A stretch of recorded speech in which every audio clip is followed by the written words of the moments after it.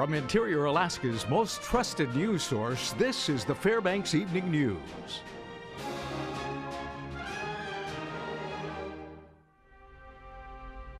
Good evening. Thank you for joining us. Our top story, a woman is dead and a suspect has turned himself in. Now, according to Alaska State Troopers, it happened around 12:30 this afternoon on McGrath Road. Troopers say they arrived to find a 25-year-old dead. Now, the suspect is detained at this time but has not been charged. The cause of the death is still under investigation. A woman was rescued from a house fire near mile 295 of the Richardson Highway by a passerby yesterday. Chad Hutchison and his wife were reportedly on their way back from Delta Junction when they spotted smoke coming from a home on the other side of Birch Lake. They stopped and called 911. Now, the couple was told a blind woman lived in the house, and the dispatcher asked if they could check to see if she was inside. When Chad Hutchison went in, the house was on fire, but he was able to pick the woman up and carry her to safety. Although the home was destroyed, the woman was safe. Chad is the apprentice coordinator for the Operating Engineers Local 302 in Fairbanks. The State Fire Marshal's office is investigating the cause of the blaze. Transportation officials are warning drivers to slow down and be extra cautious in these icy road conditions. The slick roads delayed several school buses across the interior, and the Department of Transportation says they're working overtime to alleviate the dangerous patches of roadways by graveling busy intersections and plowing streets. According to the Fairbanks North Star Borough School District, buses were about 30 minutes late to their destinations this morning. Some of them took about 2 hours bringing students to school. Though local DOT officials are warning people to take it slow on the road, one local driver says it's really not a big deal. If you're driving around in town, we want to remind everybody to make sure that you allow extra time for you to reach your destination. The roads are really slippery, especially at intersections, on curves and on bridges. So we want people to slow down, drive with your headlights on, and make sure you allow plenty of room for the cars in front of you. Several emergency responders from Fairbanks and North Pole organized the Emergency Preparedness Expo over the weekend to show what you can do to keep yourself and others safe from fires, earthquakes, floods, and lots more. Reporter Ryan Grimes has the story. From the snow Saturday and walked into the Emergency Preparedness Expo to see what experts are doing to help avoid both local and national disasters.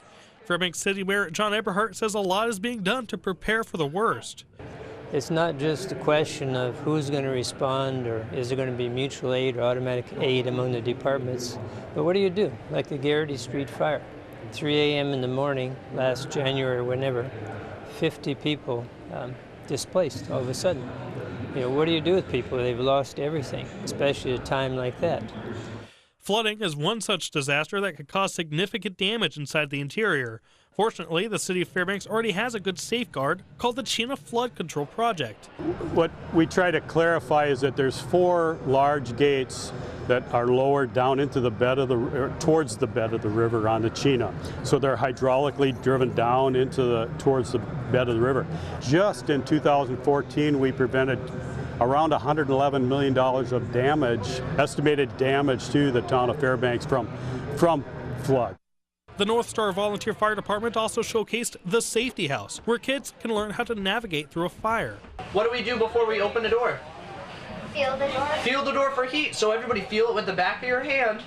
Feel it with the back of your hand and see if it's hot or cold or warm. One display from the city and the Fairbanks Memorial Hospital showed off this extremely useful device that could purify water wherever it may be needed. If city water is compromised in town, or we've had flooding, obviously, breakup time, flooding of the villages, water gets compromised through flood water, this thing will clean up that water for the villages. And it's deployable, so you can put it on a C-130 aircraft, fly it to a village if you have to. Obviously, it's a trailer, so you can trailer it to wherever it needs to go. This is Ryan Grimes reporting from the Carlson Center. Okay, when we come back, tomorrow is the municipal election. We continue tonight with our coverage of the candidates. And your favorite superheroes were on display and willing to serve over the weekend. We'll have the details. Stay with us. And welcome back. Tomorrow is the 2014 municipal election. Voters who live in the Fairbanks North Star Borough and City of Fairbanks and North Pole will be casting ballots. For the first time, voters will also pick board members for the interior gas utility. In the Fairbanks North Star Borough Assembly elections, Larry Morris and Christopher Quist are running for the only contested seat. Jerry Cleworth is seeking a city council seat that is also being sought by Shannon Vargas. Chris Anderson and David Pruse are running for the other council post. Now in North Pole, city council members Thomas McGee and Kevin McCarthy are seeking re-election. And in the Fairbanks North Star Borough School Board race, incumbent John Thies will face Michael O'Brien. Board member Wendy Dominique is running against Dennis Gardella. Voters will also decide initiatives on the tax cap and home heating. And only one more day to go until voters go to the polls to make their selections for those borough and city offices. Now, one of the races is for Borough Assembly Seat D. Here's Mike Schultz with more. Morris is a longtime resident and has been heavily involved with several divisions and government committees within the borough. Christopher Quist is also a longtime resident and currently is employed by the University of Alaska Fairbanks. I asked both of them why they have chosen to run for office. I'm running for Borough Assembly because I'd like to give back. I'm heavily invested in Fairbanks. I grew up here and I think I can do a good job. Well, I've been involved with the borough through Trails Advisory Commission for 5 years, and I've been on the Citizens Budget Review Commission for just about 3 years, and from its inception, and I'm on the Board of Equalization. What are the qualifications of each candidate? What would make the public want to vote for them? I've been involved in the private sector and construction management for 20 years, including managing a construction company with up to 100 people and millions of dollars in contracts. Therefore, I have both public work experience as well as a lot of private work experience. I've worked in the private sector, managing restaurants. I currently work for the University of Alaska Fairbanks, and I also own and operate 2 businesses. I have really a lot of experience and skills from being in the private sector to working for government, working for nonprofits. If they are elected to this position, what would be their first priority? Issues that I think are important to myself and to people in general are affordable energy and good schools, maintaining excellent schools. I think that air quality is an important issue. Well, the biggest priority for the borough right now is affordable energy. Everybody is wanting that. It could increase spendable money for the people, also reduce air pollution, increase air quality. The polls open tomorrow morning at 7 o'clock and close at 8 in the evening.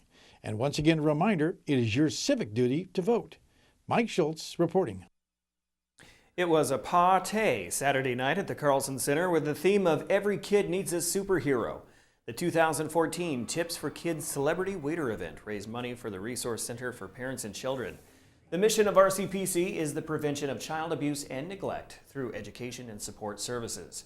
Celebrity waiters took tips for everything from a fork to use to eat your dinner to simple donations to help the cause.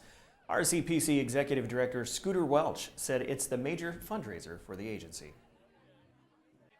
The Resource Center for Parents and Children has been around since 1973, serving families and children, and we help children through several programs, clinical services, Stevie's Place, a child advocacy center. We have family education services, and we run the WIC program. Okay, Joe Cook is coming up next, and he has your weekend recap in sports. You won't want to miss it. Stay with us.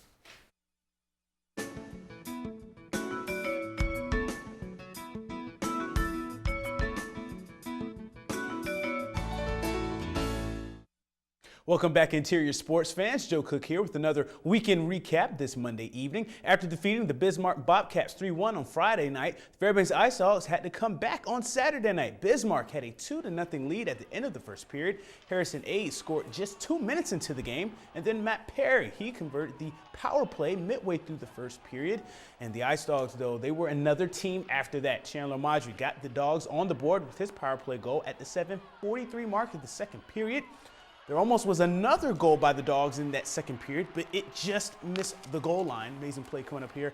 And after Reiner Gorowski tied the game at the 13:02 mark in the third period. Just 2 minutes later, Ethan Somoza found the back of the net for the go-ahead goal. Caden Cahill, he assisted on both plays.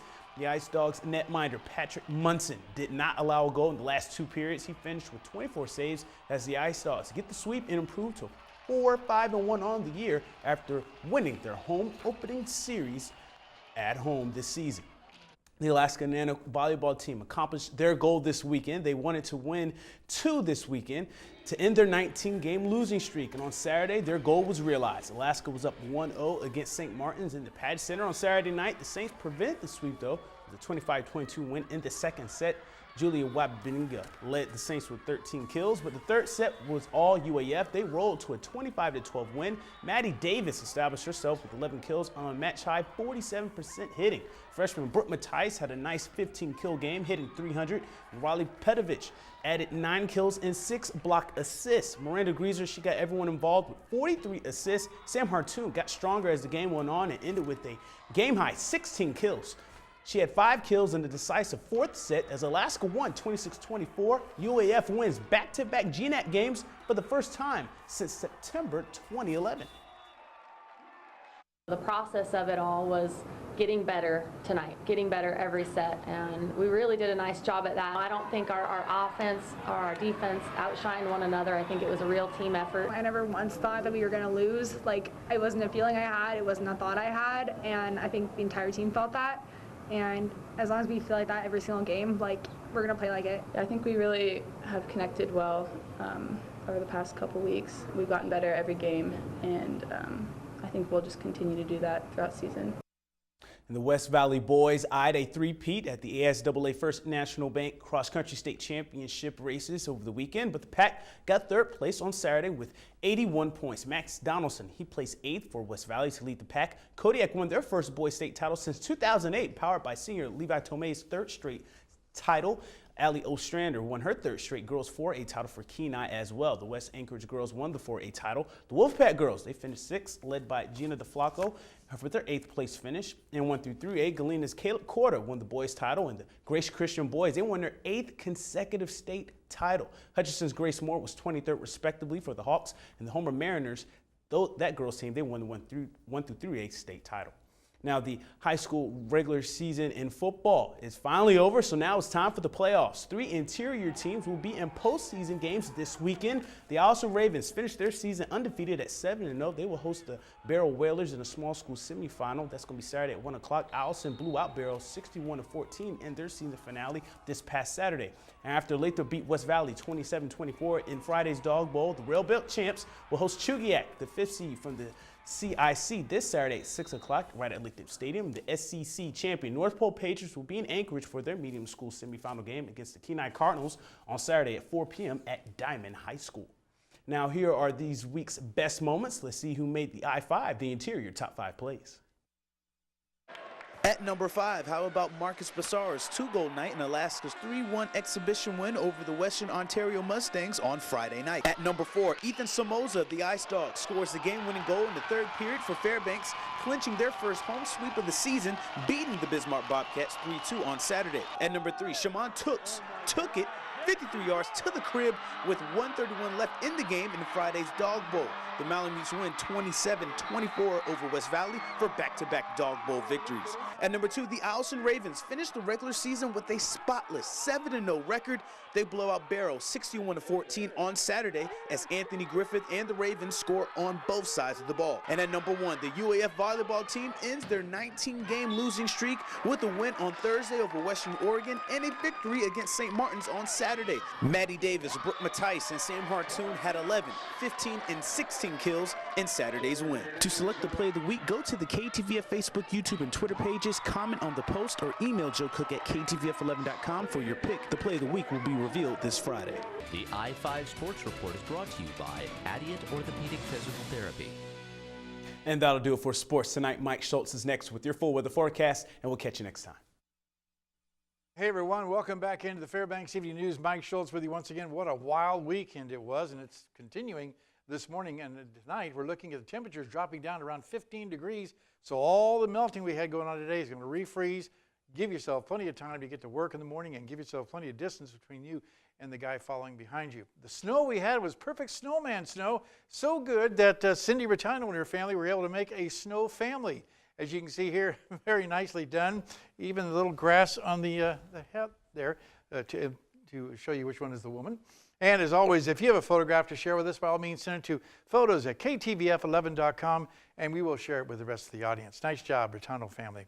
Here's what's going on as far as the numbers. 29 degrees, that's our high, that's our temperature right now. The high, 31 degrees for the day. The low last night, 25. The record high, 64 in 1969. Record low, 2 degrees in 1919. And your sunrise and sunset, about 10 hours and 37 minutes of daylight, and a loss of 6 minutes from yesterday. And here's our satellite and radar. Look at all the energy moving off to the east to the Fairbanks area. That is going to continue, and that means that we're going to be looking at skies clearing out, colder air coming in from the northwest, and drying conditions also. What's going on across the rest of the state? Well, we're looking at cloudy skies over southeast Alaska at Juneau and Ketchikan. Nice weather around the Anchorage Bowl, partly cloudy to clear skies in Anchorage, 44 degrees. And the rest of the state, looking at mainly cloudy to partly cloudy skies, 38 at Nome and 28 at Barrow. Lower 48 weather looks like this.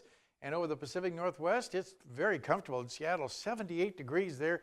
Not as warm as it was last week in San Francisco, 95 last week, 83 today. Still pretty hot for San Francisco.